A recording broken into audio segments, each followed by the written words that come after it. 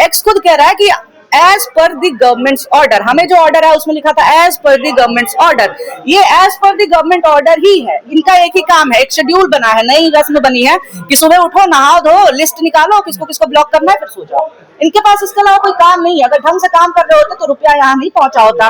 ढंग से काम कर रहे होते और पहले ही थोड़ी सी व्यवस्था कर दिए होते तो आज गैस और पेट्रोल और डीजल को लेकर के इतनी हालत खराब नहीं होती। ढंग से काम किए होते तो एक्साइज ड्यूटी घटा करके हमने पेट्रोल डीजल के दाम कम किए हैं। ये झूठ बोलने की नौबत नहीं आती, इन्हें झूठ बोलना पड़ रहा है क्योंकि इन्होंने काम नहीं किया है। और जो ये बात बता दे उसको ये लोग दिक्कत करेंगे। लेकिन मैं फिर से यही कहूंगी कि पत्रकार बचे रहेंगे, बने रहेंगे, कोई कितना भी डिक्टेटरशिप कर ले, कोई कितना भी कोशिश कर ले, क्योंकि पास के शब्दों में है कि हम तो घास है, आपके किए धरे पे उगाएंगे, हम लोग फिर से उगाएंगे सर। पत्रकारिता बनी थी, बनी है और बनी रहेगी। वजह है कि हम पत्रकारिता करते हैं, हम खबरें दिखाते हैं, खबरों को हम छुपाते नहीं, हम खबरों को दबाने का काम नहीं करते हैं।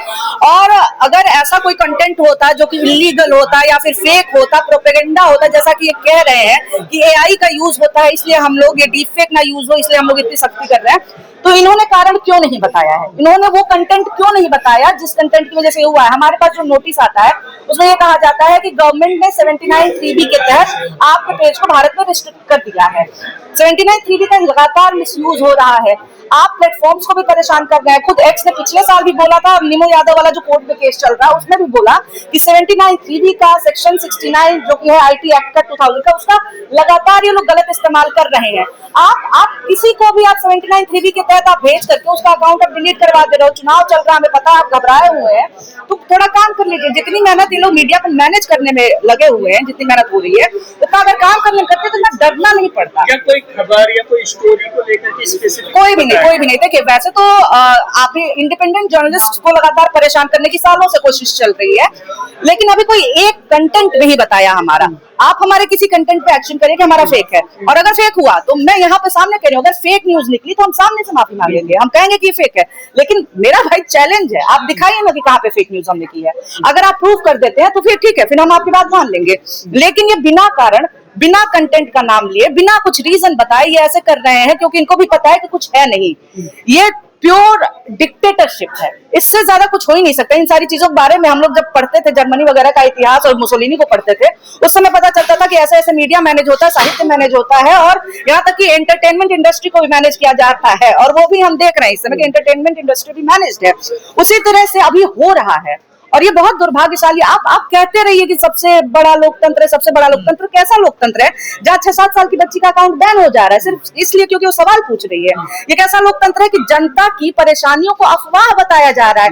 अरे आप बाहर निकलिए ना, आप अपने नेताओं को गैस एजेंसी भेजिए, देखिए ये अफवाह है कि हकीकत है, उस दिन पता चलेगा। तो इनको दिक्कत यही है कि सच बाहर ना आ जाए, क्योंकि कुछ लोग बचे हैं जो कह रहे हैं कि भाई नहीं नोट में चिप तो नहीं है। तो ऐसे लोगों को ही कुल मिला के इन लोगों को कैप्चर करना है कि अभी मुंह बंद रखो यार, इलेक्शन जीतना। और सरकार को कहना है कि हम आईटी एक्ट के तहत करें ताकि देश में माहौल खराब ना हो, सुरक्षा को लेकर इस प्रकार का कि हमें ये पावर है, एक कानून है, उसके बारे में। अब आईटी एक्ट में आप देखिए कि सरकार का आईटी एक्ट का किस तरह से मिसयूज कर रही है। मैं ये भी आपको बता देती हूँ कि सरकार बोलती है कि हमें कोई भी खबर अगर फेक या प्रोपेगेंडा लगती है हम आपको नोटिस देंगे, और अगर आप 3 घंटे के अंदर नहीं हटाते हैं तो हम आपका सेफ हार्बर, जो कि यहाँ पे लीगल प्रोसीडिंग्स के लिए और लीगल चीजों के लिए जरूरी होता है प्लेटफॉर्म्स के लिए, हम आपका सेफ हार्बर हटा देंगे। अब आईटी एक्ट में कहाँ पे ये लोग चालाकी किए हैं आप ये भी देखिए कि आखिर जो एग्जैक्ट नॉलेज है कि ये दिक्कत है उसका इन्होंने कोई डेफिनेशन नहीं दिया है। What is fake news, what is propaganda? Propaganda क्या है? ये बताना कि भाई देश में गरीबी है, प्रोपेगेंडा है। अगर आप कह रहे हैं कि भाई देश हमारा हमने बहुत आगे कर दिया है और हम कह रहे हैं नहीं सर इतने गरीब हैं, उनके हिसाब से प्रोपेगेंडा है और तय करने वाले वही हैं। तो इस कानून को बदलने की जरूरत है, सुधार की तो बिल्कुल जरूरत है, लेकिन सुधार के नाम पे क्या कर रहे हैं? अगले कुछ दिनों में आप लोग देखिएगा इसको और कड़ा बनाने की कोशिश कर रहे हैं। नोटिस तो आ ही चुकी है कि इस पे आगे चर्चा होने वाली है, बिल आने वाला ही है इस पे कि हम इसको और कड़ा बनाएंगे।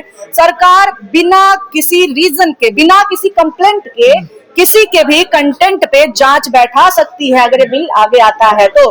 बिना किसी कंप्लेंट के किसी का भी इंफॉर्मेशन ये प्लेटफॉर्म से ले सकती है अगर ये बिल आता है तो।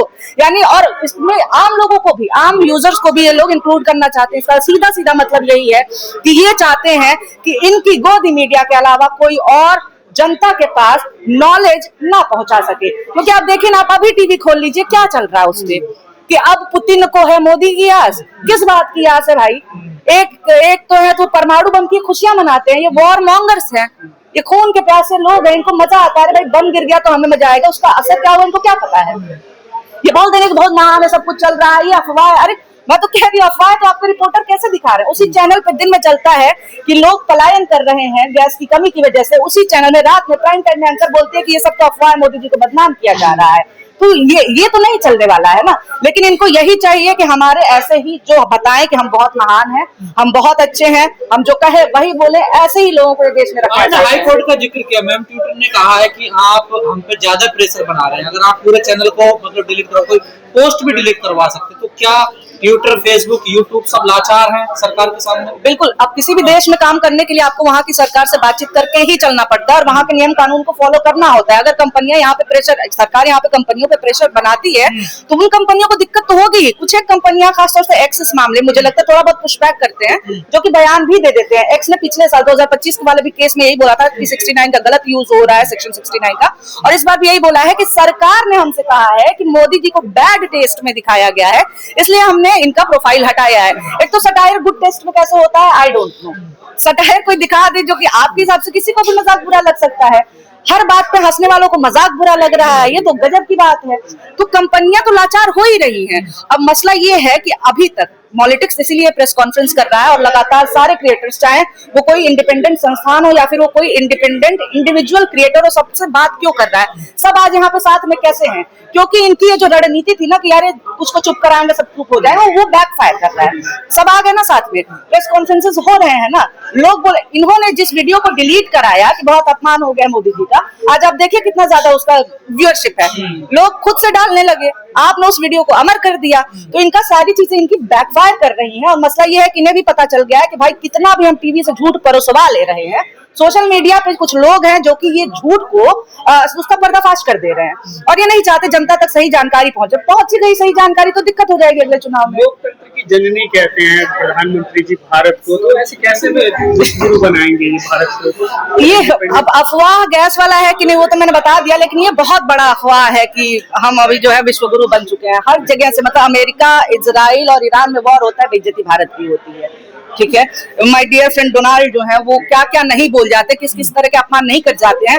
वही तो मैं कह रही हूँ, जो लोग बड़े नेताओं को, इंटरनेशनल लेवल के नेताओं को जवाब नहीं दे पा रहे हैं, वो जनता का मुंह बंद करा रहे हैं। आप पावर कहाँ दिखाते हैं? जो आपसे कम हो पावर में, इसी से तो आप महान बनते हैं ना। तो ये वही कर रहे हैं। इंटरनेशनल लेवल पे आपने अपनी भद पिटवा ली। ईरान जिससे कि हमारे कल्चरल रिलेशंस रहे थे, ईरान जो कि कश्मीर के मुद्दे पर 70s 80s के टाइम में, आई थिंक, मैं भी श्योर नहीं हूँ, उस समय ईरान भारत के पक्ष में यूएन में बात करता है। वो ईरान के खामनेई मारे जाते हैं लीडर, और यहाँ से 4 दिन तो मंथन होता है कुछ बोलना है कि नहीं बोलना है, क्योंकि इजराइल ने तो इन लोगों को बेवकूफ बना दिया।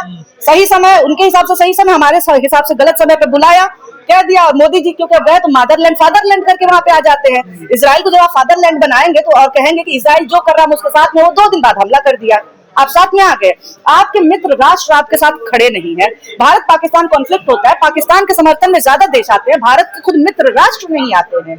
ठीक है, तो ये इस समय बस लोकतंत्र की जननी बोलने से कुछ नहीं होगा। आप हमारे देश का अपमान करवा रहे हैं। सोशल मीडिया के पीछे क्या जो मेन स्ट्रीम है उसका भी हाथ है क्या? लगातार जैसे उसके टीआरपी गिर रही है, सोशल मीडिया को लोग ज्यादा पसंद कर रहे हैं, क्या वो भी दबाव सरकार पे बना रहे हैं? क्योंकि बड़े बड़े घराने हैं उसके पीछे, दबाव तो बिल्कुल है। सामने आई। बल्कि किसी ने तो कहीं तो मैंने कुछ कमेंट पढ़ा था या किसी ने पर्सनली बोला था कि बीच में कुछ लोग जो पलटते हुए नजर आ रहे हैं, थोड़ा सा राइट से लेफ्ट हो जा रहे हैं, वो इसीलिए कर रहे हैं ताकि अगर कोई कहे कि सरकार पत्रकारों को मुंह बंद करा रही है तो लोग कह सके नहीं नहीं देखो तो वो पलटा था, हमने तो नहीं कुछ किया।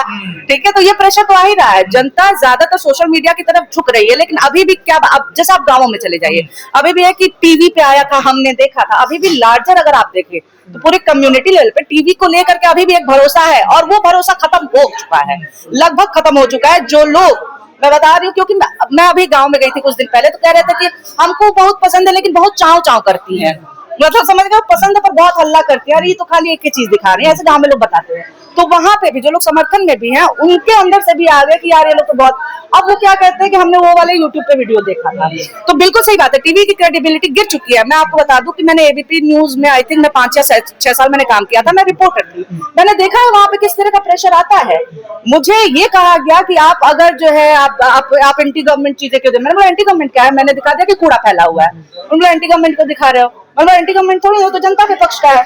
कह रहे नहीं तुम तो यार तुम तो चैनल बंद करा दो। इस टाइप की बातें होती हैं। और मैं एक नहीं कई मीडिया चैनलों में रही हूँ। चैनल बंद हो रहे हैं मतलब फेसबुक या ट्विटर नहीं, सरकार बंद करा रही है, तो साफ हो गया ना। हाँ बिल्कुल, ये तो साफ है। एक्स खुद कह रहा है कि as per the government's order, हमें जो ऑर्डर है उसमें लिखा था as per the government's order. ये as per the government order ही है। इनका एक ही काम है, एक शेड्यूल बना है, नई रस्म बनी है कि सुबह उठो, नहाओ धो, लिस्ट निकालो, किसको किसको ब्लॉक करना है, फिर सो जाओ। इनके पास इसके अलावा कोई काम नहीं है। अगर ढंग से काम कर रहे होते तो रुपया यहाँ नहीं पहुंचा होता। ढंग से काम कर रहे होते और पहले ही थोड़ी सी व्यवस्था कर दिए होते तो आज गैस और पेट्रोल और डीजल को लेकर के इतनी हालत खराब नहीं होती। ढंग से काम किए होते तो एक्साइज ड्यूटी घटा करके हमने पेट्रोल डीजल के दाम कम किए हैं। ये झूठ बोलने की नौबत नहीं आती। इन्हें झूठ बोलना पड़ रहा है क्योंकि इन्होंने काम नहीं किया है, और जो ये बात बता दे उसको ये लोग दिक्कत करेंगे। लेकिन मैं फिर से यही कहूंगी कि पत्रकार बचे रहेंगे, बने रहेंगे। कोई कितना भी डिक्टेटरशिप कर ले, कोई कितना भी कोशिश कर ले, क्योंकि पास के शब्दों में है कि हम तो घास है, आपके किए धरे पे उगाएंगे। हम लोग फिर से उगाएंगे सर। पत्रकारिता बनी थी, बनी है और बनी रहेगी। सीधी सी बात है। Thank you.